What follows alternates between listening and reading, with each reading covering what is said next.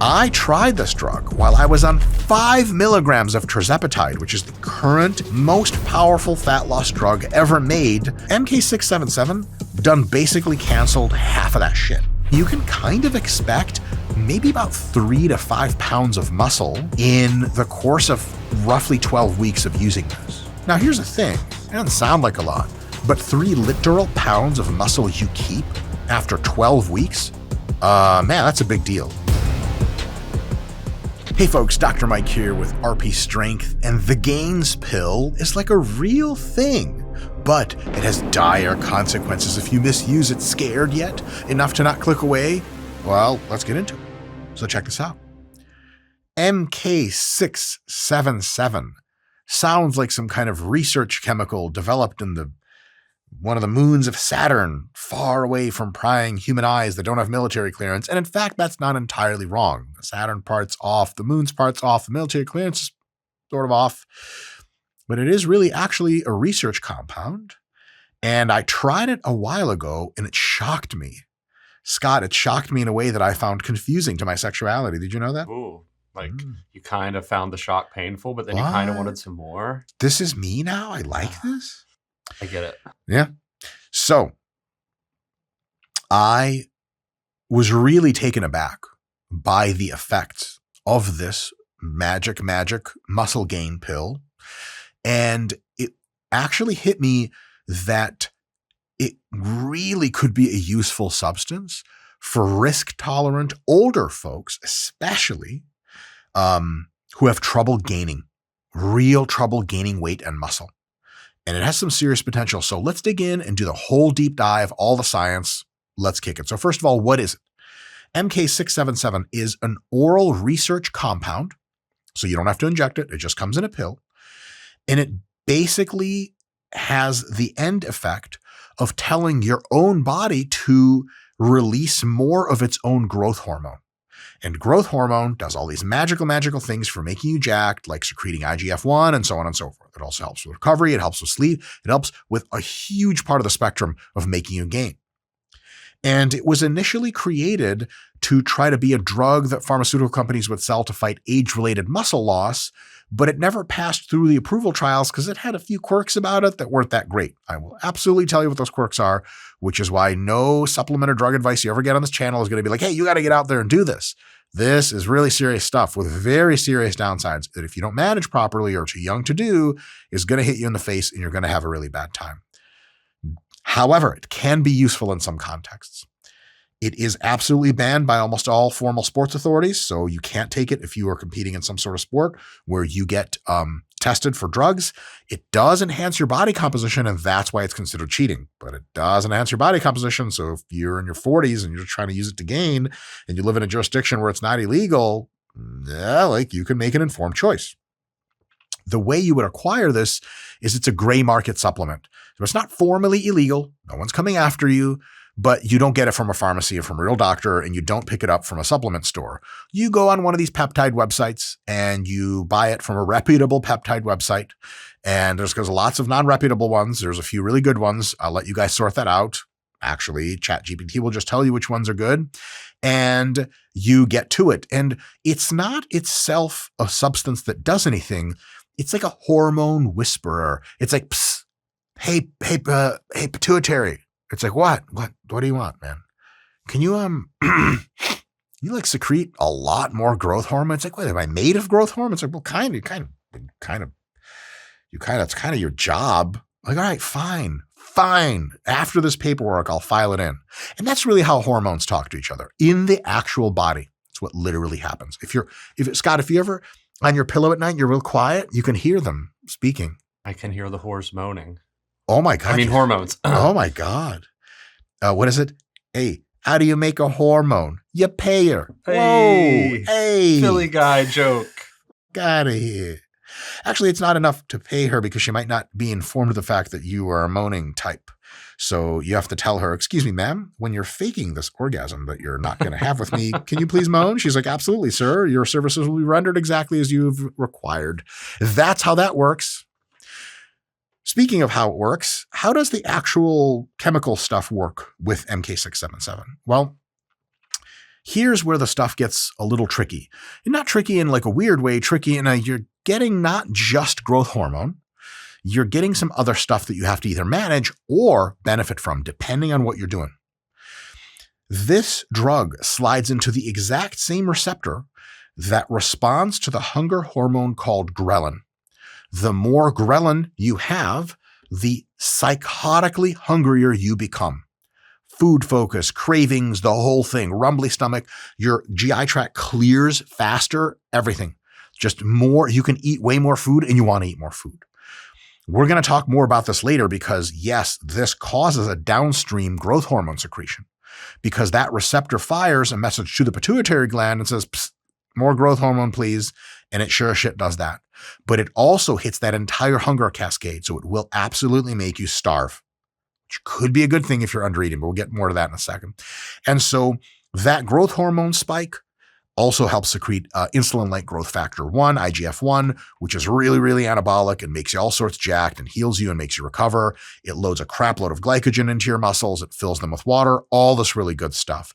So not only are you going to be getting more jacked if you take this responsibly, but you're also within a few more, just within a few days, kind of like be looking like full and like thick and like just like you guys, if you're watching this, I'm just bouncing my pecs on the television screen.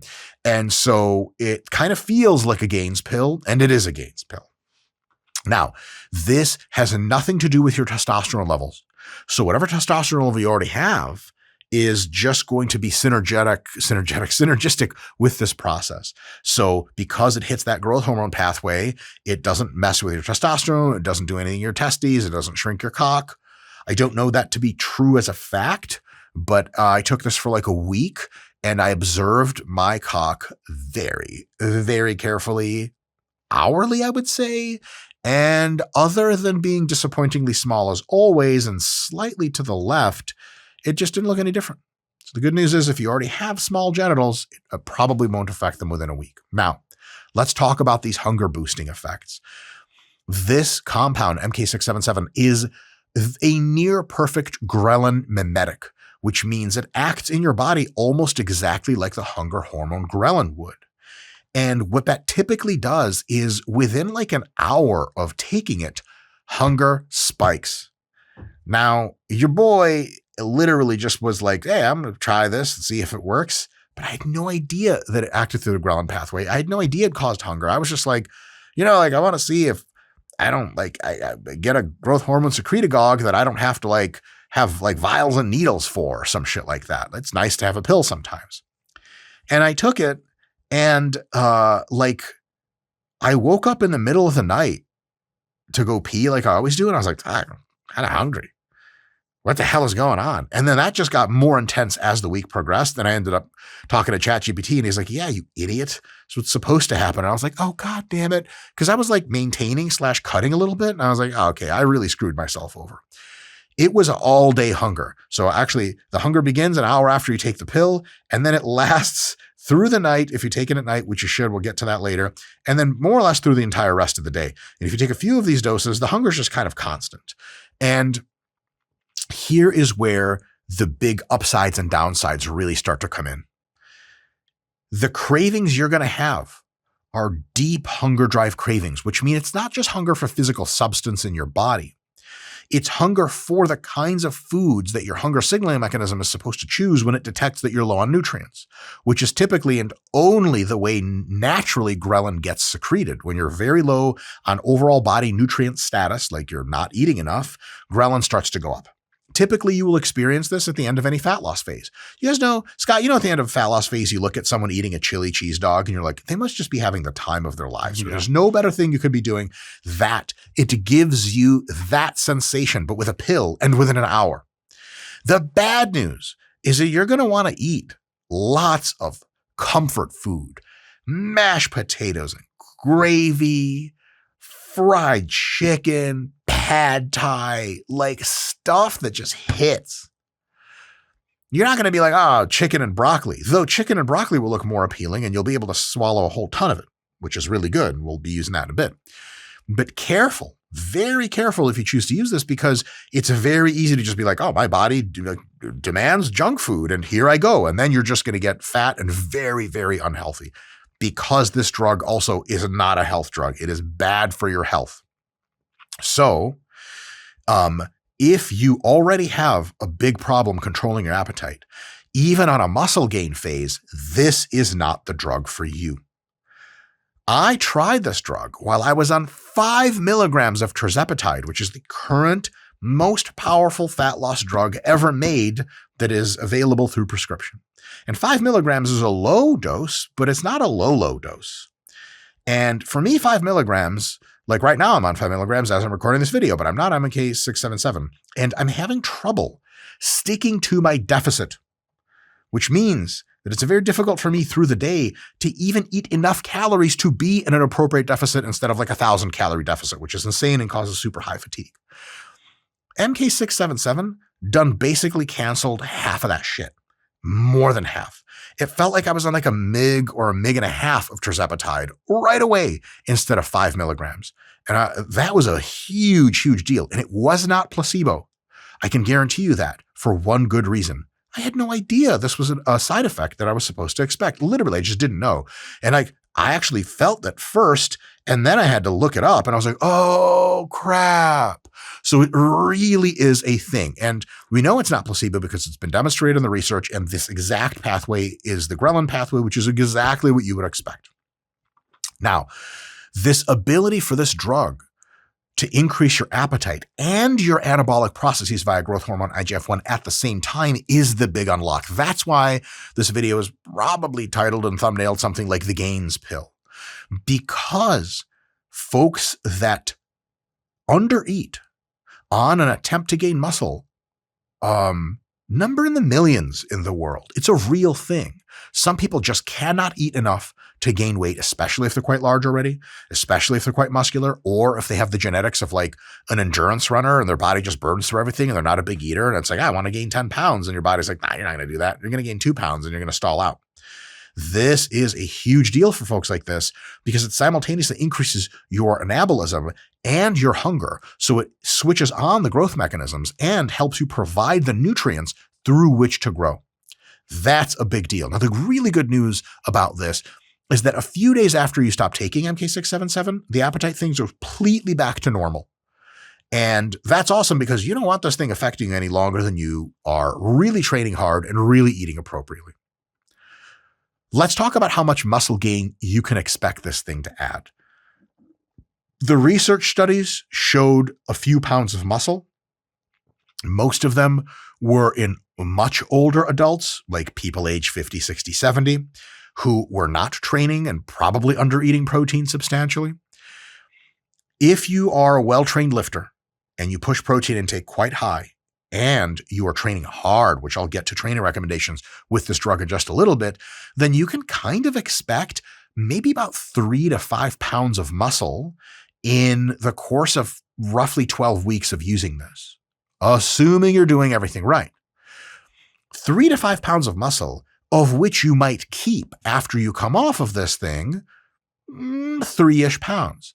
Now, here's the thing. It doesn't sound like a lot, but 3 literal pounds of muscle you keep after 12 weeks of going hard for advanced lifters, especially who are older, man, that's a big deal. That's real take-home shit. And you can potentially, with moderate to mild impacts, very controlled impacts on your health, run 2 of those cycles a year.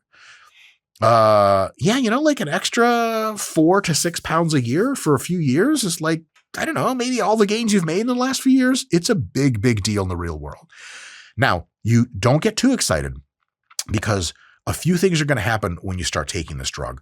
One is you're going to be training hard. So your muscles are going to balloon up from that inflammation from training. 2 is that growth hormone, when it's higher, typically pulls water into your body. You actually excrete less water in your urine. It fills your muscles and the subcutaneous space under your skin with water. So you're going to gain, like over 12 weeks, you might gain like even if your surplus is really moderate and you're only slated to gain, let's say 6 pounds in 12 weeks, which I think is a really great idea, half a pound of tissue per week, you'll probably actually gain like 12 pounds on the scale, but then like most of that's or like half of that's gonna float off after a few weeks, and then you'll remain with the 6 pounds that you gained, of which, maybe half of that's gonna be muscle, which is like, oh guys, that's just how gains work in the real world. There are absolutely drugs that you can gain 12 pounds of muscle in with 12 weeks. But most of them, you end up really jacked in a coffin. This drug's not going to kill you. It's highly unlikely. It's not a health elixir. It's not good for your health, but it's not terrible, terrible, terrible for your health. It's just one of these things where in the interim while you're taking it, it's going to look like you're gaining a lot more than you are. You're going to have amazing training. You're going to get substantially stronger. Nothing nuts, but you will see gains. You're going to have pumps that make you, like previous pumps you've ever had, be like, oh, okay, I've never actually had a pump before, apparently. But if that all cools off, you do get to keep some muscle though. So that's a really, really big deal. What you don't want to do is set up a surplus, see that you're gaining much faster and be like, oh shit, I got to take away the surplus.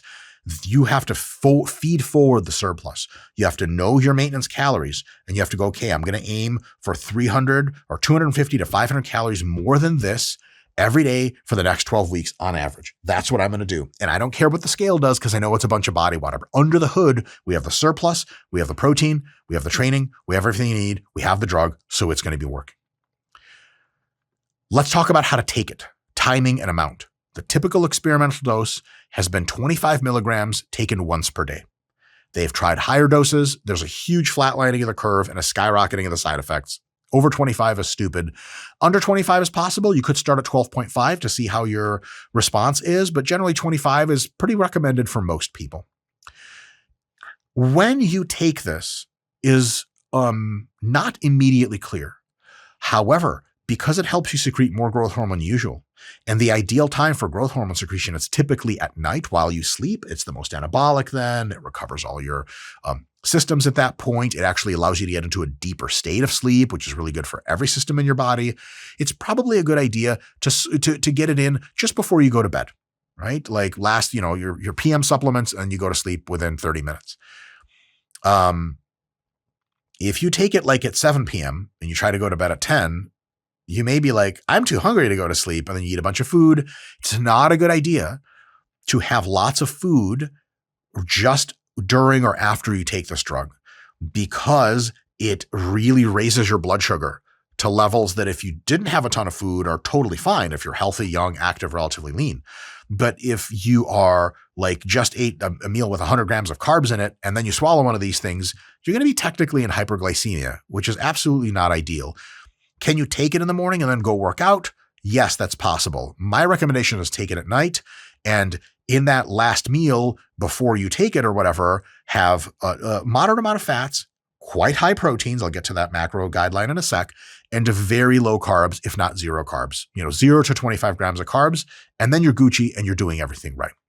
You want to take it consistently. So you're going to take it every single day for whatever, 8 to 12 weeks is probably a good time to take it. Much more than that, and you're just asking for more health trouble and not so many more gains.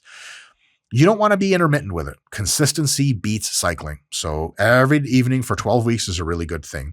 And after a few weeks, the hunger is going to be coming up the entire time. It's going to plateau. So after about 2 to 3 weeks, you just have the same amount of consistently pretty impressive hunger the entire time.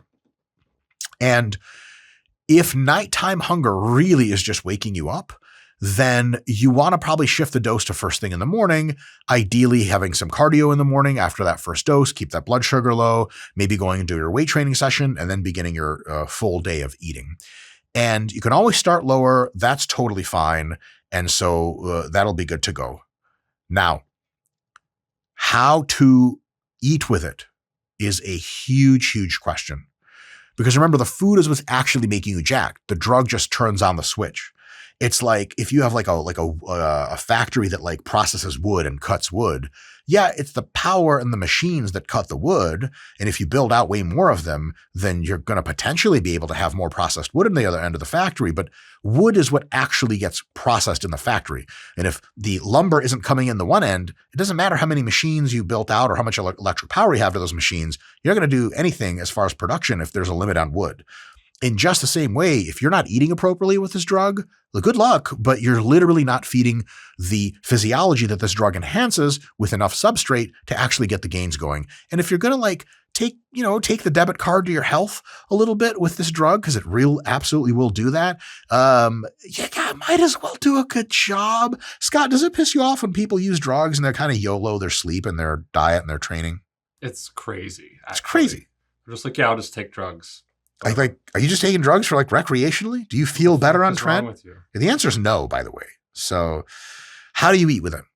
Highly recommended to get a 250 to 500 calorie surplus daily on average. It's not a ton, but it's really, really good. However, this pill is likely to drive your hunger wild. And it's not a health elixir. So you want to stay as healthy as possible and not overeat to become a gigantic fat that no one loves anymore and arguably never did. You guys ever think about that? Has anyone ever actually really loved you? Scott? Parents don't count. Oh, well, they don't love me anyway. So. Oh, that was easy. That got weird. Scott's going to think about that and he's going to get back to us at the end of it. Scott's scrolling through his phone like, nope, that person hates me for sure. I hate them. They might love me. We're trying to do the best job we can to stay not super fat during this time and thus even way, way unhealthier and just not overeat like crazy to be unhealthy for no good reason. And we also don't want to have a situation where we're eating really high calorie dense foods, but we're eating them within the constraints of that small surplus. And then we're like super hungry all the time and pissed and miserable. Stress causes the release of cortisol and other stress hormones. It's not a fun time. Like I was like cutting while I was experimenting taking this and I stuck to my deficit, but I was like, this is annoying. Like I was on a trip at the time. I was working in my hotel room on like a book project. And like every half hour I was like, what time is it? Is it time for me to eat my next meal? I was like, what the hell? It's like I'm not on tirzepatide at all. This is bullshit. You don't want any of that.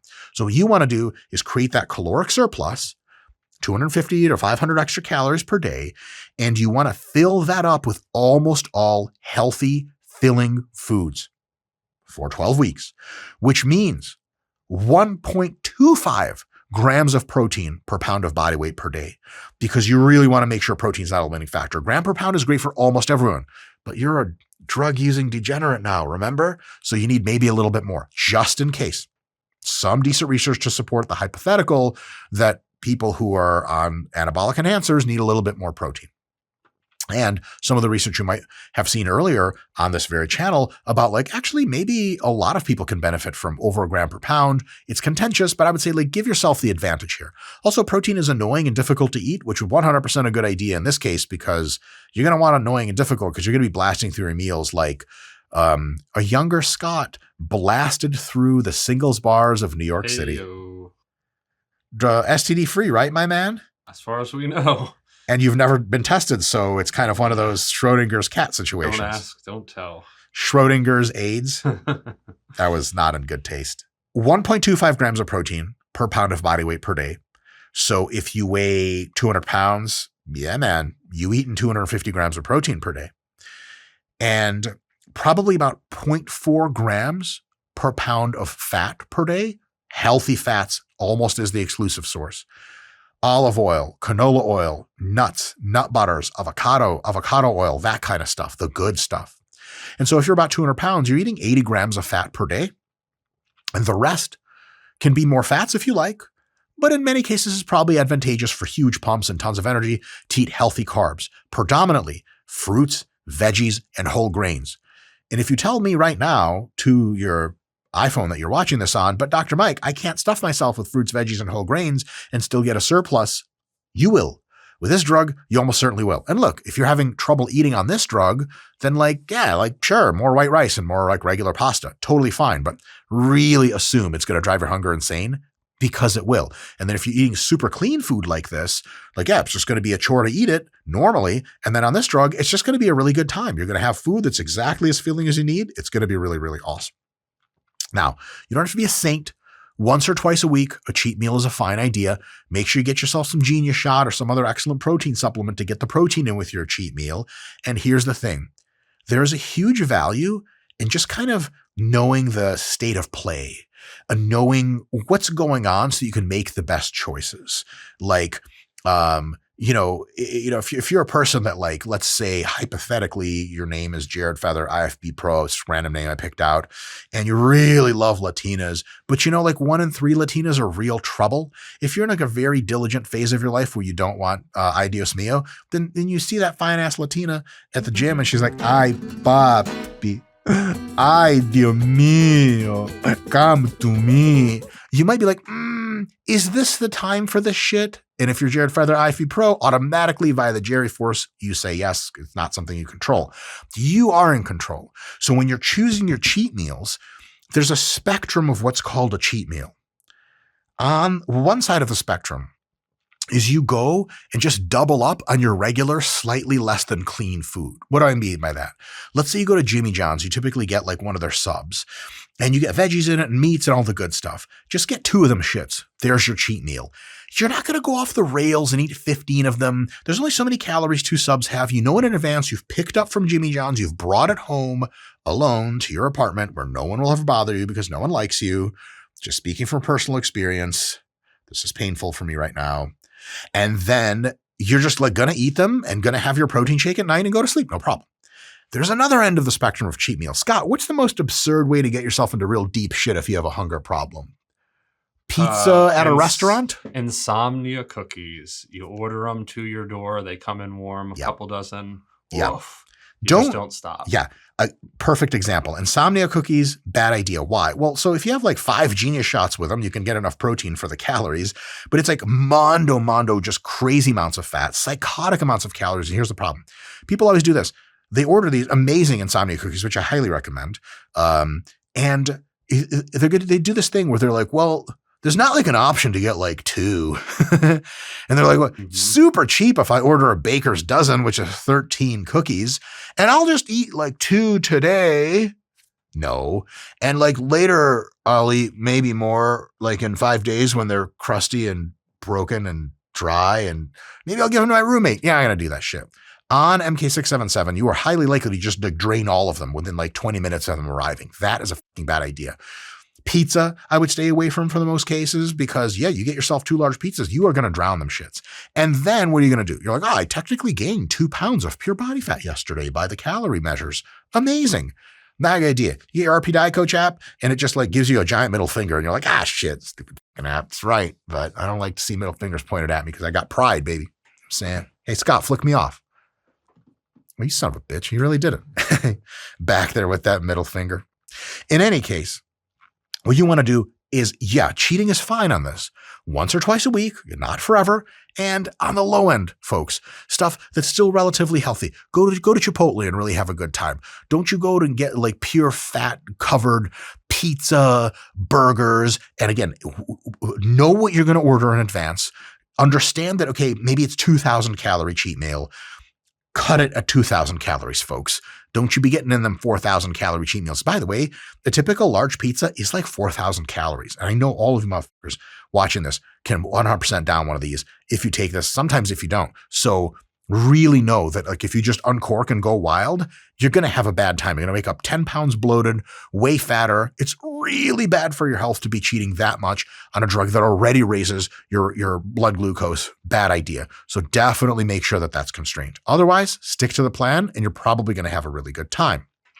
Now, let's talk about the risks and how to stay healthy with this stuff. You have a raising of fasting blood sugar and a lowering of insulin sensitivity, which is generally bad news.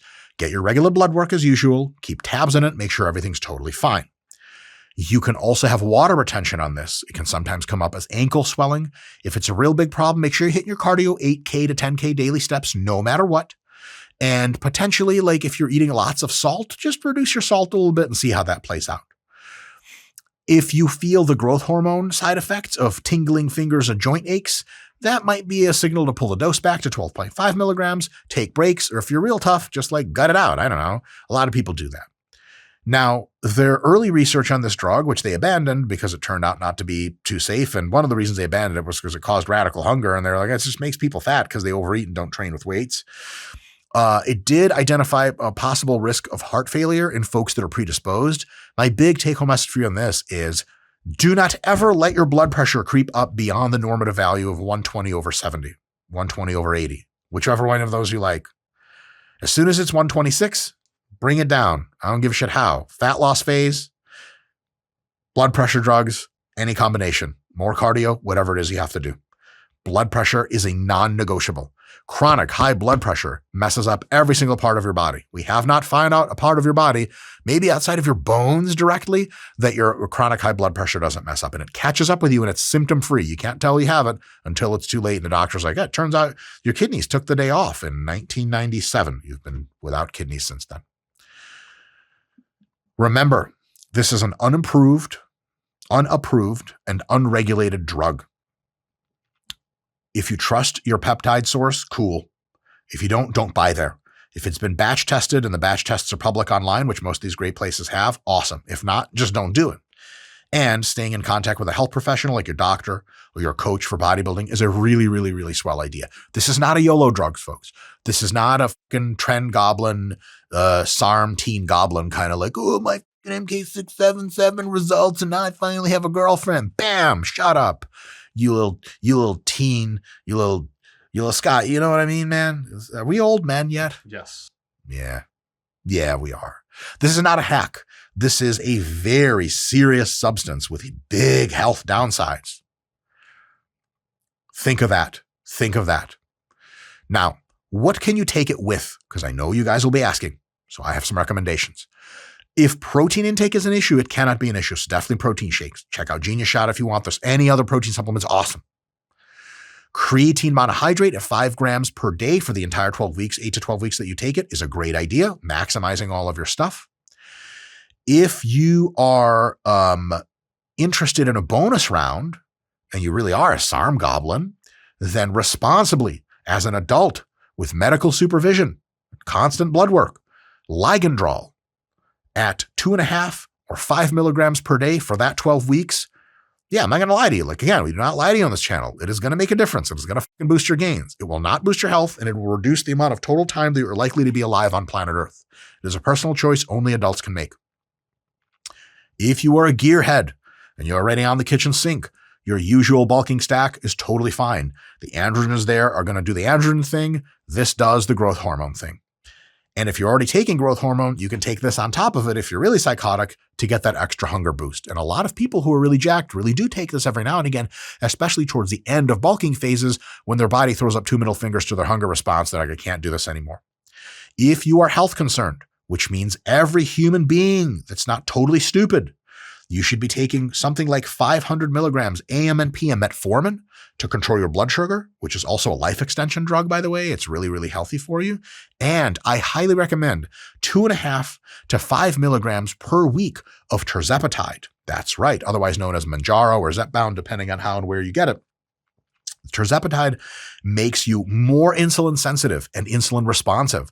It cancels out, it fights back against that insulin and glucose dynamic, which is really awesome. And in addition to that, it really controls that hunger. The more tirzepatide you take, the less hunger you get.